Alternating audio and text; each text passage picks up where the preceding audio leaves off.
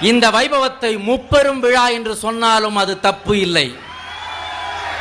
ஏனெனில் இந்த மாநாட்டை தமிழ்நாடு முக்குலத்தோர் சங்கத்தின் பவள விழா என்றும் கொள்ளலாம்.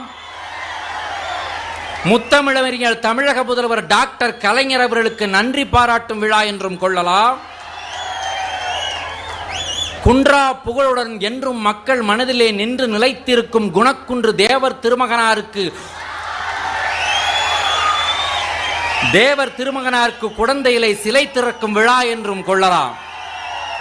அதற்கும் மேலே இதை ஒரு அரசு விழா என்றும் கூறலாம்.